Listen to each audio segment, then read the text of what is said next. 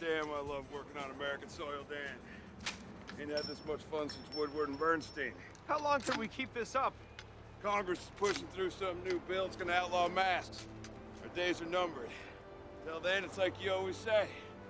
We're society's only protection. From what? Are you kidding me? From themselves. Son of a bitch. No, I mean, what? Get your stinking hands off me. What the hell happened to us?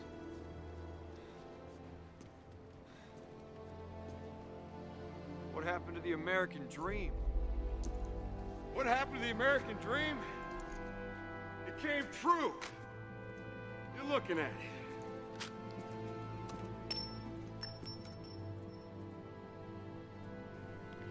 Bienvenidos a Subtextos, estamos de regreso, este es el segundo capítulo de la segunda temporada y pues bueno, como ustedes se habrán dado cuenta, tuvimos un pequeño lapso en el cual estuvimos en pausa, en el cual no publicamos nada, pues porque entre la pandemia, el trabajo y la escuela, pues uno pensaría que tendríamos un poco más de tiempo libre trabajando desde casa, pero pues muchos no nos dejarán mentir que pues no es así.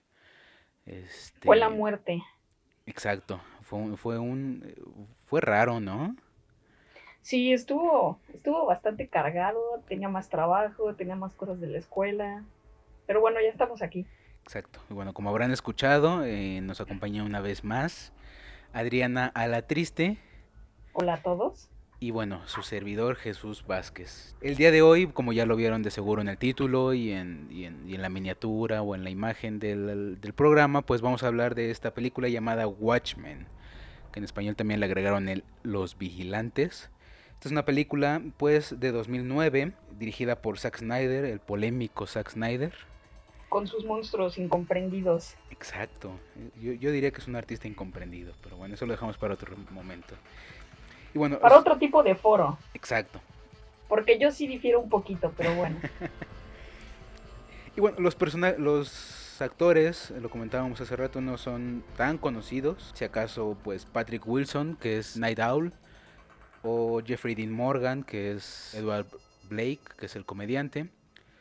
Más allá pues está Billy Crudup como el Dr. Manhattan y Malin Ackerman como Laurie Jupiter. Y aparte la característica que tienen esos actores es que no son protagonistas de los otros trabajos en los que salen. Bueno, Jeffrey Morgan lo ubico por The Walking Dead y Grey's Anatomy y el otro que es Night Owl. O sea, es ¿cómo se llama? El de los Warren del Conjuro, ¿no? Ajá. Y el otro actor que es Dr. Manhattan es el hijo en la película del Gran Pez, pero de ahí en fuera como que no son como muy protagónicos. No son protagónicos, no salen de protagónicos en sus otros proyectos. Y pues bueno, ¿de qué trata Watchmen, Adriana? Pues bueno, estamos hablando de unos 80s que bien podrían haber sucedido, pero no sucedieron. Donde se me hace tan similar a la película de Los Increíbles de Disney, donde está esta ley en contra de los vigilantes, donde ya son ilegales. ¿Qué día de octubre un comediante ha muerto en Nueva York? Exacto, y así empieza la película, ¿no? Que uno de estos superhéroes, uno de estos héroes muere. Y es algo curioso lo que dices porque son unos 80s que bien pudieron haber sucedido, pero no sucedieron. Y aquí es donde podemos tocar el primer tema del cual vamos a hablar hoy, que se llama ucronía.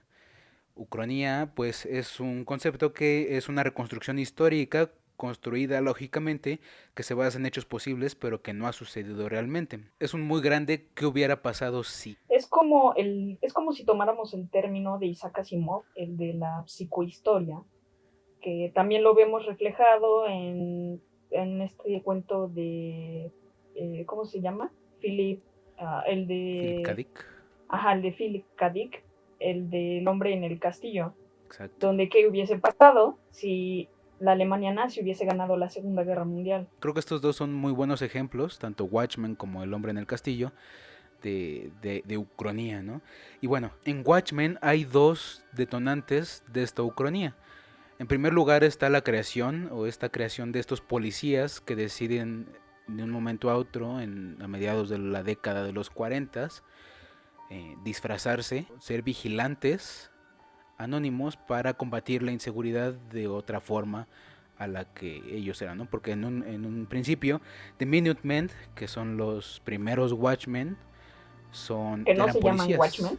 que no son Watchmen, que son los Minutemen, eran policías que deciden tomar este tipo de justicia. Esto lo podemos ver en la película en los primeros minutos a través de la secuencia de los créditos. Esa cortinilla está muy bien hecha. Es lo mejor de la película. O sea, la película sí me gusta, pero al mismo tiempo me causa como sentimientos encontrados, pero la cortinilla está muy buena. Creo que es de las mejores secuencias de créditos que hay. No quiero decir la mejor, pero es de las mejores. Inicia con el primer... Por cierto, paréntesis, les informo a todos, Chucho ama a Schneider, entonces pues esperen esperen ciertas ovaciones del hombre hacia el director. Yo no lo amo y entonces está equilibrado este equipo, ¿no? Exacto. Entonces en los primeros minutos de estos créditos vemos a Night Owl peleando o noqueando literalmente a un asaltante. Pero lo que importa para poder también establecer lo que pasa con esta ucronía es lo que pasa atrás de Night Owl. Atrás de Night Owl vemos a una pareja que está saliendo de un teatro junto con su mayordomo. Y el teatro se llama el Teatro Gotham. Entonces ahí la primera ucronía que se establece es que gracias a Night Owl, Batman no existe Batman. Porque aparte pues, hay una pared en la que se está anunciando la marca del zorro y todo eso, ¿no? Entonces la primera ucronía que hay es que justo, ¿no? Batman no existió. Pero aparte, para empezar, hablas como de dos hechos, ¿no? Que se notan en la cortinilla. El primero es totalmente ficticio, porque aunque Batman ahorita es un gran ícono de la cultura pop y es como el gran superhéroe que no es súper, pero sí es súper porque tiene mucho dinero por excelencia, o sea, es de los más populares, digamos que esta ucronía en primera instancia es totalmente ficticia dentro del mundo del cómic. Exacto. Entonces vamos a plantearnos un mundo donde ni siquiera existe Superman, no existe Batman, del lado de DC, porque bueno, sabemos que este lado de Watchmen, que es Vértigo, pues ya actualmente está comprado por DC. Exacto, ¿no? Y bueno, a partir de eso empieza la presentación de los Minutemen, empieza la presentación del primer Espectro de Seda, de otros superhéroes, y empezamos a ver estos sucesos históricos que gracias a la aparición de estos héroes suceden de manera diferente. Lo primero que vemos es el ataque de Estados Unidos hacia las islas de Hiroshima y Nagasaki, y lo primero que vemos es que el avión donde venía la bomba atómica no se llama Enola Gay como se llamó en la vida real, sino el avión se llama Miss Júpiter y trae la figura de esta heroína. Uh-huh. Después vemos el festejo en Times Square porque se ganó la guerra, y vemos la representación de esta fotografía, uh-huh. Pero aquí suceden con otra heroína de estos Minutemen. Dentro de esta secuencia de créditos también vemos como Doctor Manhattan, bueno, ya empiezan a presentarse los nuevos, bueno, lo que sería después los Watchmen, y vemos a el Doctor Manhattan saludando de mano al presidente Kennedy, que también es parte de la ucronía. Obviamente pues nunca hubo ningún hombre atómico que pudiera saludar de mano a Kennedy. Pero también eso yo lo veo como la representación de, digamos, las altas esferas de Estados Unidos, ya esta gran capital del capitalismo, porque aparte es totalmente en el contexto de la Guerra Fría, o sea, capitalismo contra comunismo, Estados Unidos contra la URSS, cómo está firmando este acuerdo de, ¿cómo decirlo?, de tecnología amenazante, hablando desde el lado de lo nuclear, que también lo vamos a ver más adelante, ¿no? Como los personajes que mueren de cáncer por aparentemente tener contacto con Doctor Manhattan. Exacto, ¿no? Y aparte, bueno, durante la película vemos que los superhéroes no solamente están para servir a la justicia, sino para servir al Estado. Sí. O sea, ya no son estos vigilantes anónimos, enmascarados, que pelean fuera de la ley un poco. Y cuando la gente, cuando las masas se empiezan a dar cuenta de que los vigilantes no son para salvaguardar la seguridad de la población, sino más bien cumplir con los intereses de los gobiernos, es cuando ya están en contra de los vigilantes, ¿no? Pero nos estamos adelantando porque vamos al exactamente el último fotograma de la secuencia, que es Who Watched the Watchmen. Exacto, ¿no? Y justo después de que Doctor Manhattan en esta secuencia de créditos está saludando a Kennedy, vemos una representación del asesinato del mismo Kennedy, ¿no? Que tantas teorías hay sobre quién lo mató, si fue en realidad fue alguien más, fueron varios cómplices o algo así. Pues en la película nos dicen que el comediante, que era parte de los Minutemen y que después se vuelve parte de del grupo de los vigilantes. Y que aparte está trabajando para el Estado. Exacto, ¿no? Como para lo que le llaman el Deep State, es el que mata a Kennedy. Esto también es parte de la ucronía. La siguiente escena tiene que ver con el Flower Power, este movimiento de finales de los 60, en el cual las protestas contra la guerra de Vietnam se ven reprimidas, y pues lo que pasa ahí es que los militares sí disparan sobre las protestas, cosa que no pasó pues porque estaba esta cosa del amor y la paz que impidió un poco que se hiciera lo que pasa en la película. Aparte, bueno, ahora que lo mencionas, me hace mucho eco porque pues la novela gráfica, tocándola un poquito así nada más de pasada, como de rasuradita, es de Alan Moore, el mismo que escribió Before Vendetta, donde ahí tenemos este estado totalmente, bueno, este pueblo totalmente reprimido por el Estado. Y en Watchmen también lo estamos viendo, están siendo totalmente reprimidos, y eso mismo genera pues esa repulsión a los vigilantes por parte del pueblo. Sí, exacto. Y siguiendo con esta secuencia de créditos, ya vemos como no solamente los Watchmen y estos vigilantes impactan sobre los sentidos políticos de Estados Unidos y del mundo, porque también ahí vemos una escena de cómo Fidel Castro está en Rusia viendo cómo se mueven los misiles para lo que sería la posterior guerra de los crisis de los misiles, sino vemos también cómo estos vigilantes afectan la cultura popular de de la segunda mitad del siglo XX. Vemos como Andy Warhol, en vez de pintar a Marilyn Monroe o latas, está pintando a Night Owl y a Doctor Manhattan y a Miss Júpiter, ¿no? Vemos también como Ozymandias, que es otro de estos personajes, está parado enfrente del Estudio 54, este estudio mítico de justo esta época de los 70s. Junto con los Village People y David Bowie. Exacto, podemos ver, y ahí también nos da como un tinte de la sexualidad de estos personajes. También podemos ver en esta secuencia de créditos quién es el que se está sosteniendo la cámara en el alunizaje, que es del Doctor Manhattan, que estaba esperándolos en la luna. Y pues vemos justo la secuencia, la escena final de esta secuencia de créditos, como Nixon, gracias a que Doctor Manhattan y el comediante hicieron que ganara la guerra de Vietnam, pues es elegido por un tercer término. Exacto, ¿no? Justo recordamos en la vida real que Nixon pues es destituido. Bueno, no es destituido, renuncia por el caso Watergate, este caso de corrupción. Y pues en los Watchmen, tanta es su popularidad que lo eligen por un tercer término, ¿no? Cuando en la realidad lo único que pueden hacer es elegirse por 2 términos. Y ahí es cuando sale la escena, ¿no? Que hay protestas en la calle y ponen en los cristales de esta tienda donde se ve que el Nixon está siendo elegido por tercera vez, la frase esta icónica, ¿no? ¿Quién vigila a los vigilantes? ¿Quién vigila a los vigilantes? Exacto. Who watched the Watchmen? Watcha. Perdón.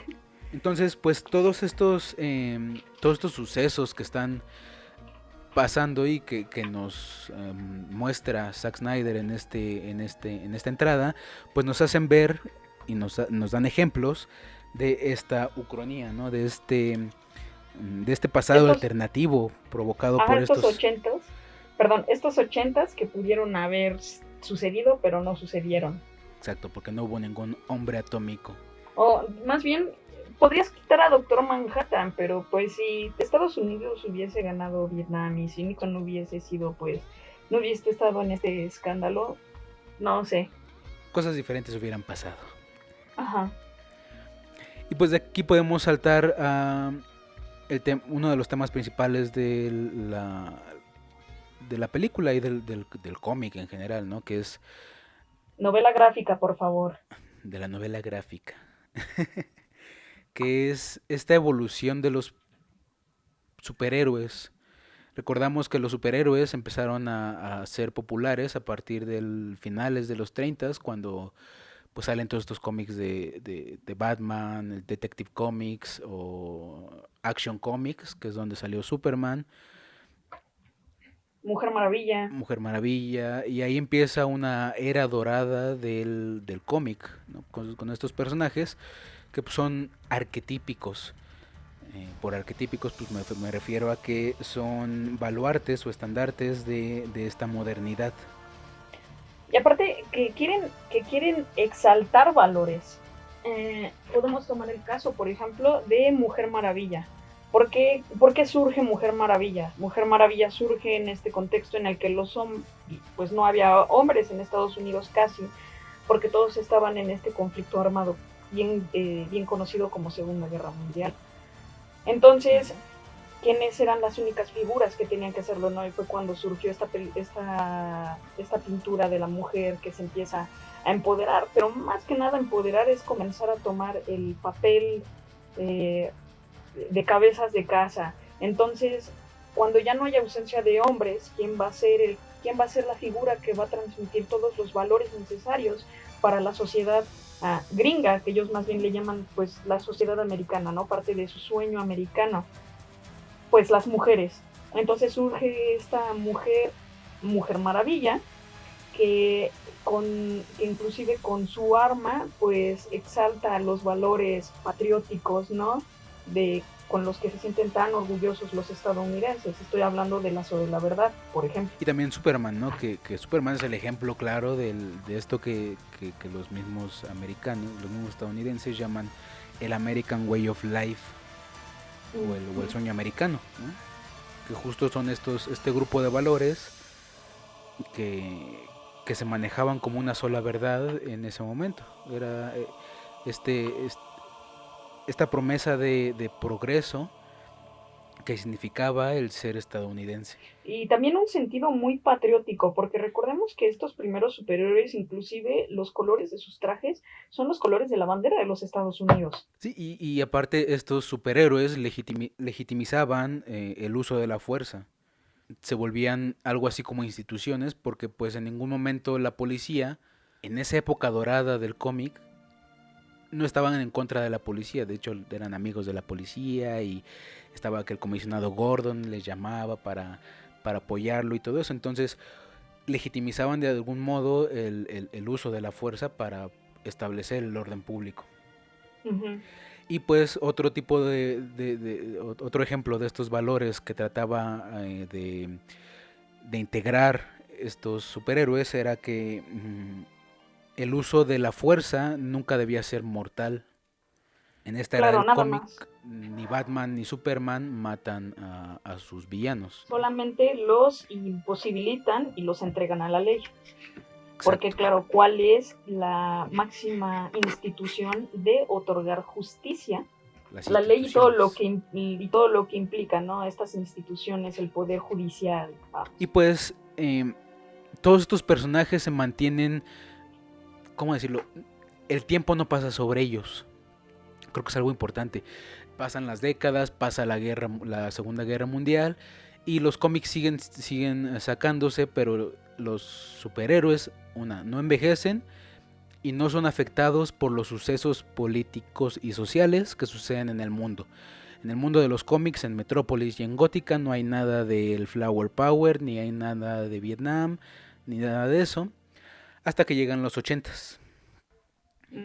Y con los 80s llega algo llamado posmodernidad. Bueno, ya venía manejándose desde los 40s o desde los 50s con Foucault y con Barthes, pero es hasta los 80s que la posmodernidad invade el mundo del cómic. Y pues en los 80s es cuando nace Watchmen.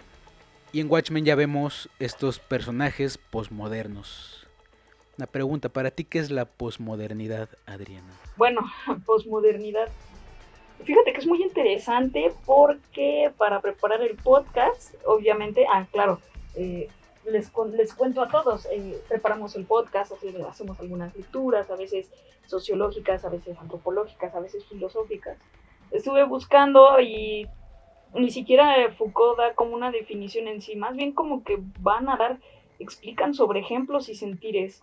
Lo que yo entendí sobre la posmodernidad es la pérdida de los valores tradicionales, que por lo tanto da una pérdida de una identidad general, si es que así le podemos llamar, y es el inicio de la búsqueda de la propia identidad, pero ya puede ser a pesar, o sea, sobre los valores tradicionales, pasando de ellos.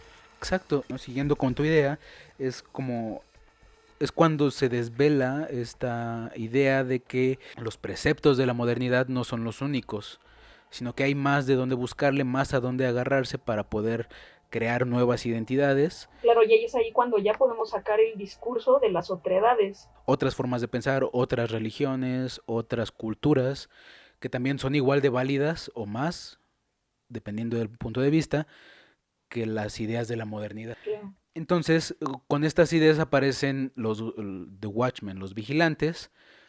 En el contexto en el que se lleva a cabo la película, claro. Exacto. Y aparecen estos personajes que ya no siguen los procesos de un héroe convencional. Ya no los vemos que no matan, que tienen como sus ideas bien claras y siempre están a favor de pelear por los demás, sino que buscan su bien propio. Claro, y ahí tenemos, por ejemplo, a el comediante y a Rorschach. Mi alemán es pésimo, muchachos. Aunque déjame decirte que Ozymandias también es muy, ¿cómo decirlo? Es muy postmoderno. Incluso creo que hasta Doctor Manhattan, ¿no? Porque Doctor Manhattan pues solamente está aquí en la Tierra porque en algún momento se le hizo interesante el estudiar a los humanos desde este punto de vista como alejado de la humanidad. Y justo se lo dice a Sally, al espectro de Seda 2, que él ya se va a ir de la Tierra porque no encuentra nada más que le den los humanos. Yo siento que Doctor Manhattan ni siquiera entra en la categoría de héroe, pero eso lo podemos platicar más adelante. Okay. Yo creo que el único aquí que entra en la categoría de héroe, así de héroe como tal, bueno, dos, sería Night Owl y Sally, ¿no? Que sería Miss Júpiter. Todos los demás, a excepción de Doctor Manhattan, que digo, desde mi perspectiva ni siquiera es héroe, pero lo podemos dejar como por pincitas, ¿no? A lo mejor sí es un poquito un héroe postmoderno. Son Rorschach, son comediante, Ozymandias y el mismísimo Doctor Manhattan, aunque ya te lo dije, así como tomándolo con pincitas y claro. Yo de verdad lo pongo en duda, todos ellos son postmodernos.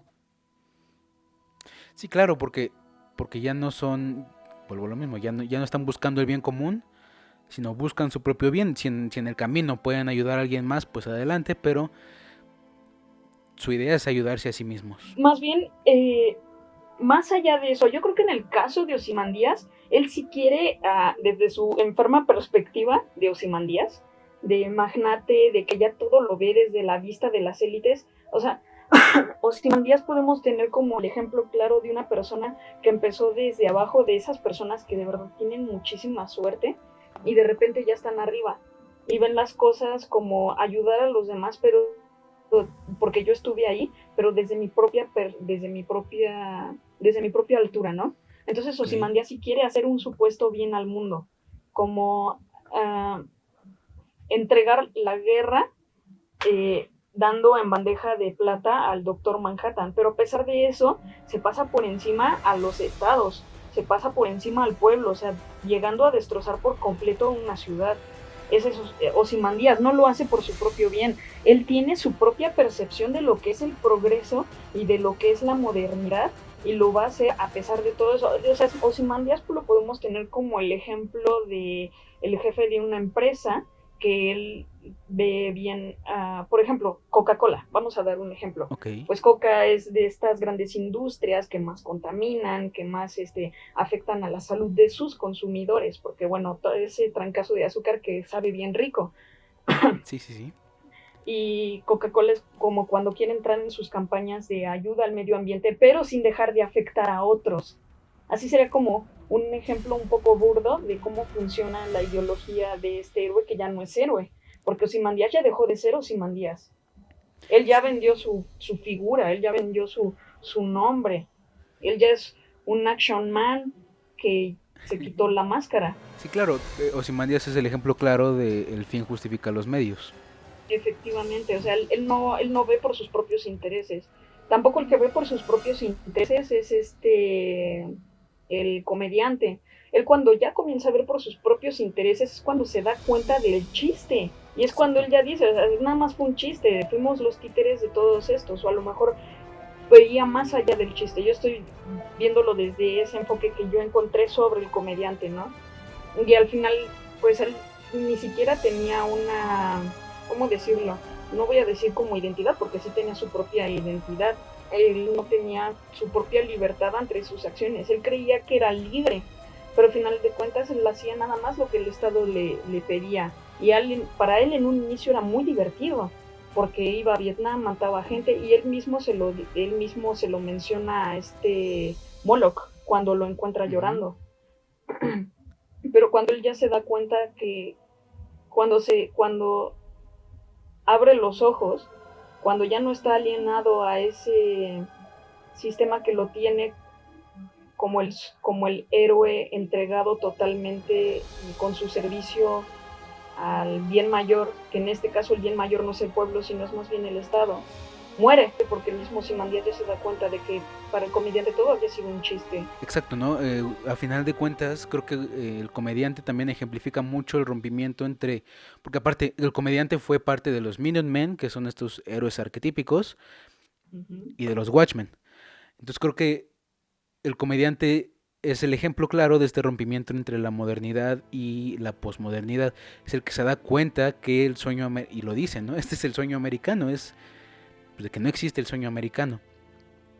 Porque él ya se da cuenta y se vuelve un tanto cuanto cínico de que él ya no es el héroe, él ya es solo un títere más de un aparato mucho más grande que es el Estado. Él ya no es este héroe que sale atrás de adelante, de una bandera con estrellas y barras, sino nada más es el que hace el trabajo sucio de pues un orden institucional y de poder pues mucho más grande que él. Claro, y a conveniencia de los gobernantes. Exacto, ¿no? Porque justo también lo que busca Ozymandias es el bien común, pero el bien común de los gobernantes o de las clases gobernantes. Porque se lleva de paso a ¿qué? 15 millones de habitantes es lo que dicen, o sí, ¿no? Algo así. Creo que sí. Al tirar estas bombas atómicas en casi todas las ciudades del mundo, todas las ciudades importantes del mundo. Sí. Entonces, y fíjate que en el caso de Rorschach, si es que se pronuncia así, sí. Lo siento, más allá que un antihéroe, él entra en la categoría de héroe rebelde. Vamos a hablar qué es el héroe rebelde. El héroe rebelde es aquel que si va con los preceptos tradicionales de lo que es justicia, en pocas palabras de los malos tienen que pagar, pero él va a hacer la justicia por sus propios principios, por sus propias ideologías y por sus propios medios. El primer héroe rebelde que surge es Batman, porque Batman en un inicio sí está con el comisionado Gordon, pero ya después el mismo Batman es perseguido por la justicia, ¿no? Lo estamos hablando, porque él ya hace las cosas a como él le conviene. De hecho, ya hemos visto tantas deformaciones con este Batman, que bueno, tú lo mencionaste hace rato en la plática previa con ¿cómo se llama? El regreso del... El regreso del Caballero de la Noche. Exactamente, con el regreso del Caballero de la Noche, con novela gráfica buenísima, por cierto. Uh-huh. Pero bueno, retomando el caso de Rorschach, él es héroe rebelde porque si busca hacer el bien, encontrar la justicia, ver quién está matando a los vigilantes, él mismo engaña a Doctor Manhattan, razón por la cual Doctor Manhattan lo mata, también lo termina matando porque le afectan el ego, pero bueno, y también él, gracias a Rorschach es que se quita el velo de los planes de Ozymandias. Sabemos que Ozymandias es el malo, realmente es el malo en la historia. Pero las cosas las hace de una forma muy violentas. Entonces yo creo que cuando hablaba sobre este tipo de héroes totalmente postmodernos, que ya se perdió totalmente este sentido de los valores, hablando más de Ozymandias o Doctor Manhattan, no el comediante, estamos hablando de Rorschach, porque él todavía está como del lado de este sentido deformado de justicia, y él mismo sabe que está deformado porque se lo dice a Night Owl: tú decides esconderte a plena luz del día junto con las demás personas que están viendo pornografía. O sea, él ya está hablando así directo de la deformación de los valores, de que los valores no existen, pero de todas formas tiene que haber alguien que haga el trabajo sucio. Entonces Rorschach, a mí es mi personaje favorito.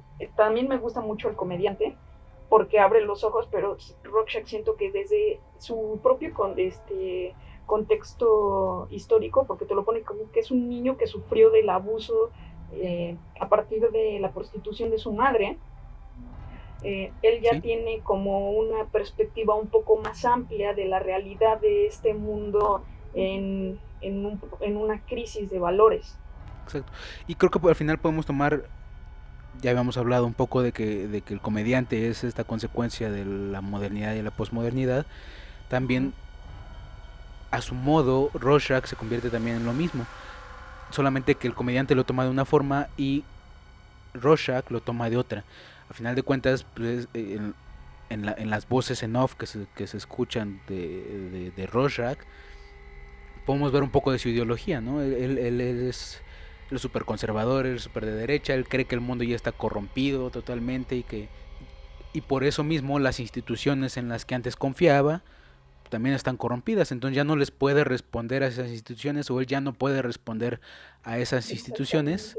Y por esa misma razón él ya hace justicia por su propia mano. O sea, él ya tiene sus propios valores más bien él tiene ya sus propios valores porque no cree en los valores tradicionales. Entonces Rorschach es como la representación máxima de una posmodernidad, si lo pudiéramos decir, como lograda en la identidad del personaje. Digamos que con el comediante se quedó a medias, porque justo cuando él abre los ojos lo matan, pero Rorschach ya está totalmente conformado y pues bueno, lamentablemente Doctor Manhattan lo mata hacia el final de la película, pero bueno, él lo logró. Sí, y justo él mismo lo dice, ¿no? Cuando cuenta la historia de la primer persona a la que mató, porque ya ve toda la podredumbre que hay en esta sociedad, que no le queda otra cosa más que matar a quien mató a la niñita. Entonces ahí vamos viendo como también Rorschach es esta otra cara, o lo que se pudo haber convertido el comediante si hubiera sobrevivido, ¿no? Se dio cuenta de la broma, pero no sobrevivió lo suficiente como para ver cuál era el resultado de eso, ¿no? También tenemos esta relación de poder que hay entre Ozymandias, que volvemos, ya es este magnate, esta persona que vendió su identidad para construir todo un emporio que es Industrias Byte. Uh-huh. Y el Doctor Manhattan, que es el Doctor Manhattan también es, yo lo veo como este resultado de la modernidad, porque es el hombre máquina elevado al siglo XX. No, es más allá. Ajá, sí, exactamente. O sea, elevado es al más siglo allá. XX. Uh-huh.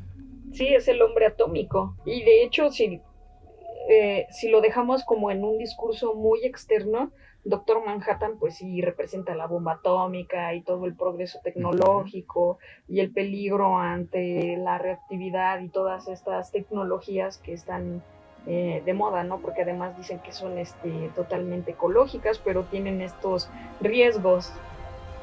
Acá cáncer, ¿no? Hashtag cáncer. Pero también siento que Doctor Manhattan, y por la misma razón en la que siento que no es ni siquiera un héroe, y lo dicen en la película, ¿no? El superhombre existe y es americano. Y ya después dicen, no dije el superhombre, lo dice este escritor, filósofo, no me acuerdo qué era. Dios existe y es americano. Pero Exacto. ¿qué crees? Doctor Manhattan no es un héroe, ni es un dios.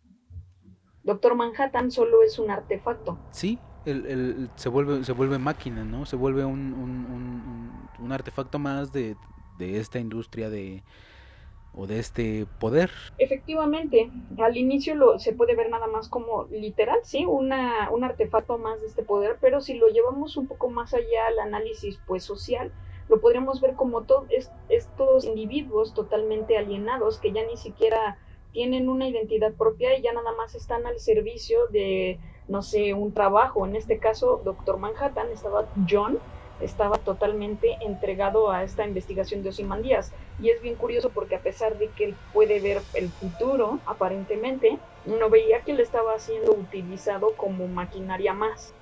Incluso el responsable de que Manhattan no viera el futuro era el mismo Ozymandias. Efectivamente. Que eso es importante, ¿no? Porque a final de cuentas, Ozymandias lo seguía alienando para no ver más allá. Exactamente, lo alienaba a un sentido de estamos haciendo una investigación en progreso, no sé, en función y progreso del mundo, ¿no? Para evitar esta guerra. Cuando ni siquiera el mismo Doctor Manhattan sabía que él mismo era la tensión atómica entre los países. Exacto, y creo que al final, cuando Manhattan se da cuenta de que estaba siendo utilizado por Ozymandias, es cuando vuelve a retomar un poco de su humanidad, esta humanidad creadora. Manhattan, cuando estaba controlado por Ozymandias, sí generaba, o sea, sí creaba, pero era lo que Ozymandias le pedía. Sin embargo, hay algo que me interesó mucho cuando estaba viendo la película, que dice al final: voy a irme a otra galaxia a crear algo, que es el ya crear algo por sí solo, por él mismo, ¿no? Ya después vemos en los cómics que él crea un universo de cómics, pero pues esa parte de que ya desalienado, porque ya se separó completamente de Ozymandias, que era esta clase dominadora, él ya puede crear por sí solo. Yo creo que sí es interesante este proceso en el cual podemos ver a Doctor Manhattan como este ser que poco a poco, o de trancazo, se desaliena para poder hacer sus propias creaciones. Sí, también es así. Entonces, ya sabemos, ¿no? Doctor Manhattan podría representar como no sé, la bomba atómica, el poder atómico en sí, pero también representa el hombre que dentro de esta posmodernidad y de esta el capitalismo todavía no entraba en crisis, pero ya estaba a punto de entrar, está totalmente entregado al interés de las altas esferas.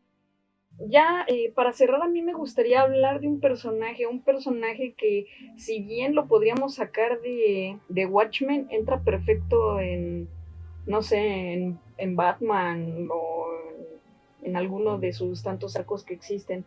Okay. Es Night Owl. Creo que Night Owl sí tiene la presencia de un héroe que es totalmente pues de esta idea de progreso y de modernidad, porque Night Owl significa el ideal del hombre que es bueno e inocente. Él sigue haciendo las cosas todavía todavía va más allá de cumplir o no por la ley, porque en esta escena en la que el comediante se baja para terminar con esta, ¿cómo se le llama? Esta manifestación de una forma muy violenta, él está en contra, a pesar de que los hayan mandado a calmar los ánimos. Entonces Night Owl es como ese sentido de inocencia y pureza, de que dentro de toda esa posmodernidad sigue habiendo los valores intocables, ¿no? Sí. No, y no sé si Moore lo tomó como crítica, que Night Owl sea como una crítica por medio de una sátira, o sea, una justificación de las cosas tan jodidas, pero no tanto. porque los principios de Naurau no están totalmente polarizados, o sea, ni siquiera está con los intereses del Estado, y ni siquiera está con este sentido de Rorschach, de los Watchmen, ¿no? De la justicia por su propia mano, y tampoco de Ozymandias, el fin justifica los medios, ni este salvajismo extremo del comediante, ni del mundo. No, ya estoy harto del mundo y de su gente, del Doctor Manhattan. Lo que Night Owl invita a Miss Júpiter es de que ellos hagan justicia, pero por el mundo. Exacto. Sin importar el Estado, sin importar los Watchmen. Sí. Solo porque ellos pueden hacerlo. Sí, creo que al final Night Owl es el héroe idealista. ¿Por qué? Porque Dan, que es el nombre real de Night Owl, toma el manto de Night Owl, porque Night Owl, el primer Night Owl, el de los Minutemen, era su ejemplo a seguir. Y de hecho él tiene como estas charlas nocturnas con el primer Night Owl, que ya está retirado, que también se sabe su identidad de él y todo eso. Pero creo que él es idealista. Él tiene un concepto de la realidad muy idealizado. Claro. Que contrasta con todos los demás, incluso con el espectro de seda, con esta Sally, porque la manera de crecer de Sally fue ver a una heroína humana o humanizada, ¿no? Con sus errores, con su alcoholismo, con todos estos conflictos que tenía. Y creo que el Night Owl segundo está muy lejano de todos esos errores humanos de los héroes. Él sigue viendo al primer Night Owl como algo idealizado. Sí, como un ejemplo a seguir, aunque él está totalmente... Bueno, están en el olvido y viven en la pobreza, y lo podemos ver como en contrastes, ¿no? ¿Cómo se llama? Sally. Esta Sally vive con Doctor Manhattan una vida muy acomodada, el comediante vive súper acomodado, Ozymandias vive muy, muy acomodado. Y es como si de repente estuviéramos viendo al hombre humilde que sigue los preceptos, los principios del sueño americano desde la humildad. Sí, justo eso. Pues así es como pudimos hacer un pequeño análisis de cada uno de los personajes principales de Watchmen. Uh-huh. Y pues, bueno, por esta ocasión sería todo. Esta película es muy buena como película. Ya después podemos entrar como en polémicas entre si es buena adaptación o no, si le falta, si le sobra. Claro, si la metemos a compararla con el cómic, va a ser igual que V de Venganza, ¿no? Va a salir como las 1001 críticas. Pero como película, para entender estas cuestiones, como para poder concientizar, aunque sea de una forma inconsciente, sirve muy bien la película. A mí me gusta, no, Snyder es ni por asomo mi director favorito para nada, y no me gustan sus demás películas, ninguna. Watchmen sí me gusta. Ok, bien. Y aparte es muy buena por sus escenas de acción, que es algo que le critican, pero es muy buena por este modo de tomar la acción. Entonces véanla, si no han tenido oportunidad, que ojalá ya la hayan tenido, si no ya los spoileamos horriblemente. Horrible. Sí. Pero vuélvanla a ver con esto que platicamos en este episodio, para darle una nueva mirada a esta película y pues al cómic, que al final de cuentas no podemos separar completamente uno del otro, pues porque... Novela gráfica.